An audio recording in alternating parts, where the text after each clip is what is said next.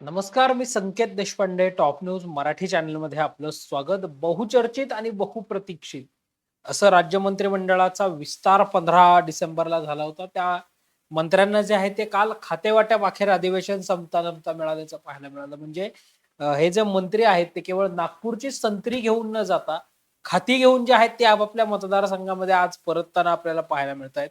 या खातेवाटपामध्ये जर आपण पाहिलं तर देवेंद्र फडणवीस जे राज्याचे मुख्यमंत्री आहेत त्यांच्याकडे 5 खात्यांचा पदभार जो आहे तो आहे. त्या खालोखाल एकनाथ शिंदेकडे 3 खात्यांचा पदभार जो आहे तो देण्यात आलेला आहे. तर अजित पवारांकडे 2 खात्यांचा पदभार जो आहे तो असणार आहे. यासोबतच शिवसेनेकडे मागच्या सरकारमध्ये एकनाथ शिंदेच्या नेतृत्वाखालील सरकारमध्ये जे खातं शिवसेनेकडे होतं ते खातं अजित पवारांच्या राष्ट्रवादीकडे आणि स्वतः अजित पवारांकडे आल्याचं पाहायला मिळतंय. कोणत्या मंत्र्यांना कोणतं खातं देण्यात आलं आणि कोणत्या खात्यावर बदल करण्यात आला या सगळ्याबाबतची चर्चा आपण या लाईव्ह कार्यक्रमाच्या माध्यमातून करणार आहोत. शिवसेनेकडील ते खातं राष्ट्रवादीला कसं मिळालं यामागची नेमकी स्टोरी काय आहे हे आपण या लाईव्हच्या माध्यमातून समजून घेणार आहोत. सुरुवातीला आपण कोणत्या मंत्र्यांना कोणतं खातं मिळालं त्याच्यावर चर्चा करूयात. राज्याचे मुख्यमंत्री असणारे देवेंद्र फडणवीस यांच्याकडे गृह त्याबरोबर अपारंपरिक ऊर्जा वगळून ऊर्जा खातं असणार आहे. विधी व न्याय, सामान्य प्रशासन, माहिती आणि जनसंपर्क याबरोबरच इतर कोणत्याही मंत्र्यांना नेमून न दिलेले विभाग किंवा विषय हे खाती जी आहेत ती देवेंद्र फडणवीस यांच्याकडे असणार आहेत. प्रामुख्याने जर आपण पाहिलं तर गृह, ऊर्जा, विधी व न्याय, सामान्य प्रशासन आणि माहिती व जनसंपर्क अशी 5 खाती देवेंद्र फडणवीस यांच्याकडे आहेत. त्यानंतर एकनाथ शिंदे यांच्याकडे उपमुख्यमंत्री पद असणार आहे. या सोबतच नगर विकास, गृहनिर्माण आणि सार्वजनिक बांधकाम, सार्वजनिक उपक्रम हे खातं जे आहे ते म्हणजे 3 खाती जी आहेत ती ही एकनाथ शिंदे यांच्याकडे असणार आहेत. तर अजित पवारांकडे अर्थ खातं असणार आहे. उपमुख्यमंत्री अजित पवारांकडे अर्थ खातं आणि राज्य उत्पादन शुल्क खातं असणार आहे. आता आपण जसं म्हटलंय की शिवसेनेकडील ते खातं म्हणजे मागच्या सरकारमध्ये शंभूराज देसाई यांच्याकडे राज्य उत्पादन शुल्क विभाग होता. जो राज्य उत्पादन शुल्क विभाग जो आहे तो आता अजित पवारांकडे असणार आहे. यानंतर चंद्रशेखर बावनकुळे यांच्याकडे महसूल खातं देण्यात आलेलं आहे.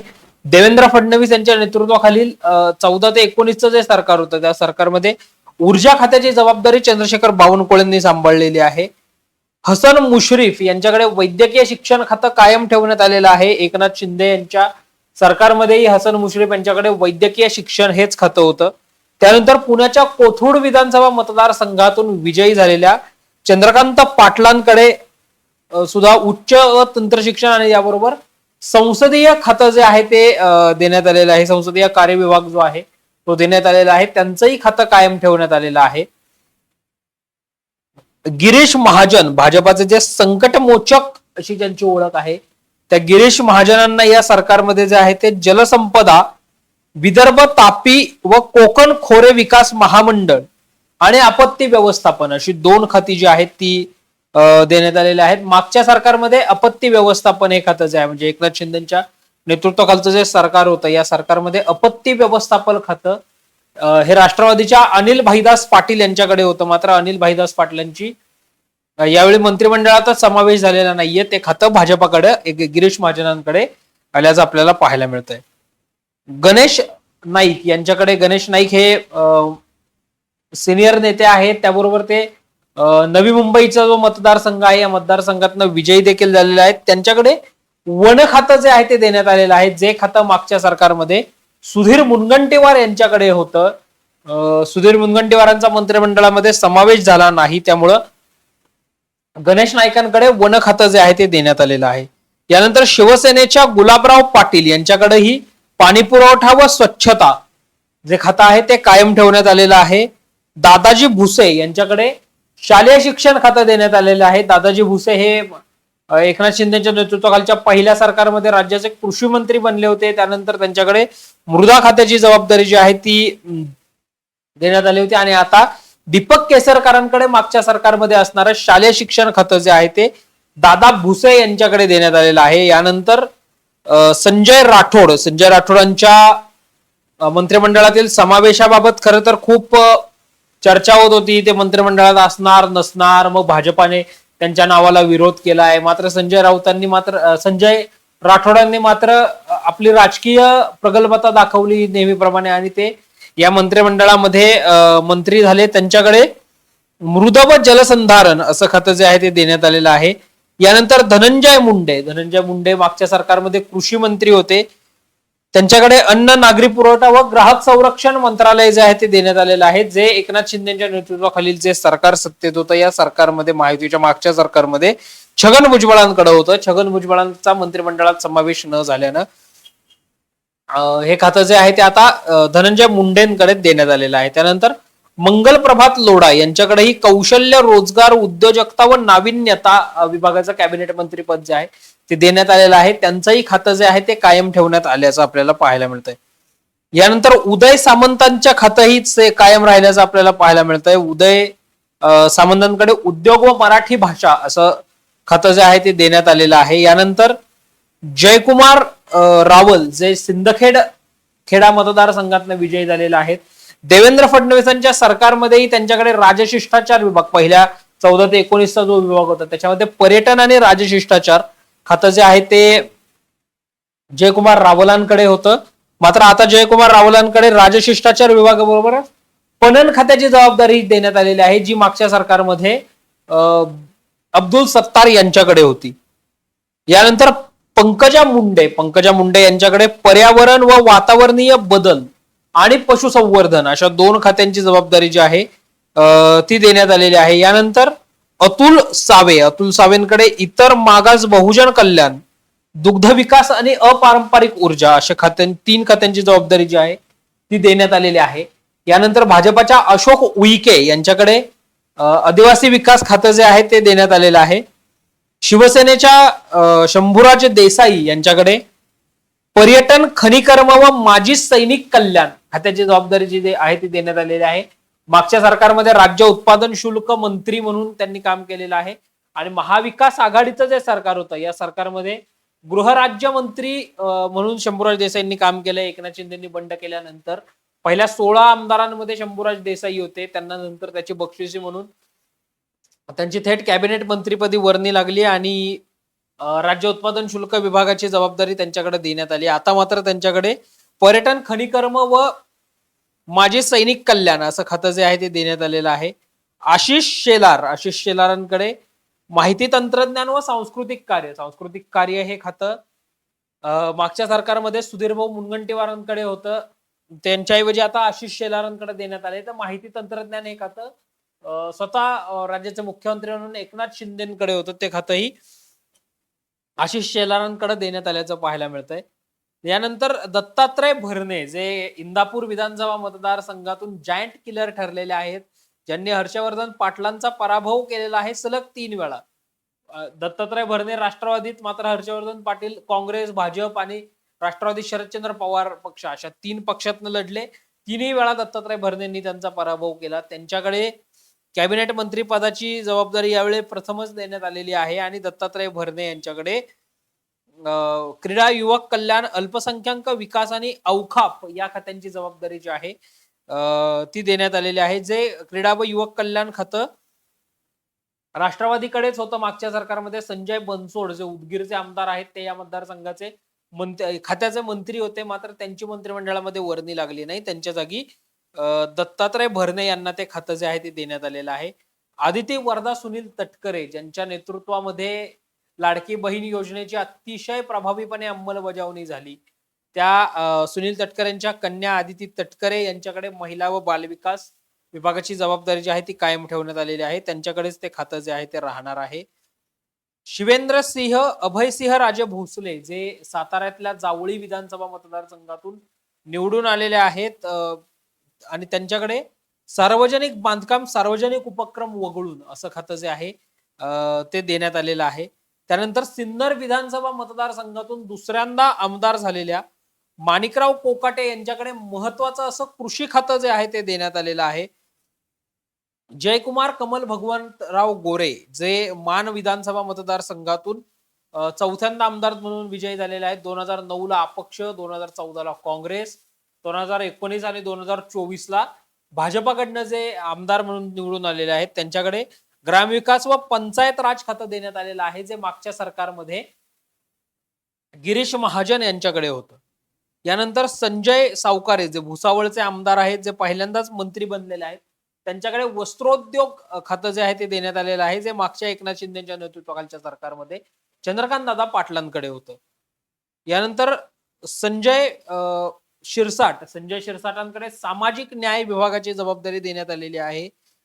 यानंतर ओवळा माजिवडा विधानसभा मतदारसंघातनं हॅट्रिक करत विजयी झालेले प्रताप सरनाईक यांच्याकडे परिवहन खातं देण्यात आलेलं आहे, जे परिवहन खातं मागच्या सरकारमध्ये स्वतः मुख्यमंत्री एकनाथ शिंदे यांच्याकडे होतं. यानंतर भरत गोगावले यांच्याकडे रोजगार हमी योजना, फलोत्पादन व खारभूमी विकास असं खातं जे आहे ते देण्यात आलेलं आहे. हे खातं मागच्या सरकारमध्ये माजी आमदार आणि छत्रपती संभाजीनगरचे विद्यमान खासदार संदीपान भुमरे यांच्याकडे होतं. ते खातं आता भरत गोगावलेंना देण्यात आलेलं आहे. मकरंद जाधव पाटील हे वाई खंडाळा मतदारसंघातनं तिसऱ्यांदा विजयी झालेले आहेत. त्यांच्याकडे मदत व पुनर्वसन हे खातं देण्यात आलंय, जे खातं मागच्या सरकारमध्ये अनिल भाईदास पाटील यांच्याकडेच होतं, राष्ट्रवादीकडे होतं. ते खातं आता मकरंद पाटलांकडे देण्यात आलेलं आहे. यानंतर नितेश राणेंकडे मत्स्य व्यवसाय व बंदरे हे खातं देण्यात आलेलं आहे.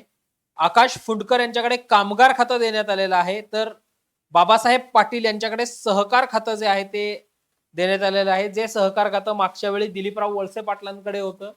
दिलीपराव वळसे पाटलांचा यावेळी मंत्रिमंडळात समावेश झाला नाही. ते खातं राष्ट्रवादीने आपल्याकडे ठेवत आपली मंत्रिमंडळातली ताकद कायम ठेवल्याचं आपल्याला पाहायला मिळतंय. आणि यानंतर राधानगरी विधानसभा मतदारसंघात तिसऱ्यांदा विजयी झालेल्या आणि पहिल्यांदाच मंत्री झालेल्या प्रकाश आबिटकर यांच्याकडे सार्वजनिक आरोग्य व कुटुंब कल्याण या खात्यांची जबाबदारी जी आहे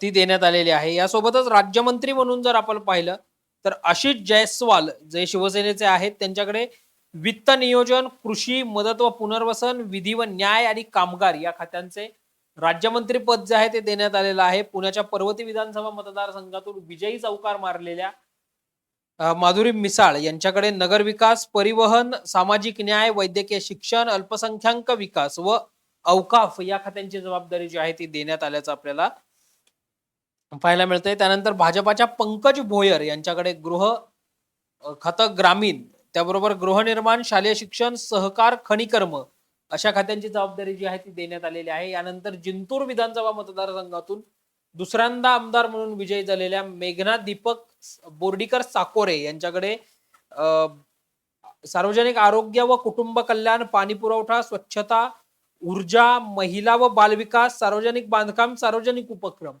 अशा खात्यांची जबाबदारी जी आहे ती देण्यात आल्याचं आपल्याला पाहायला मिळतंय.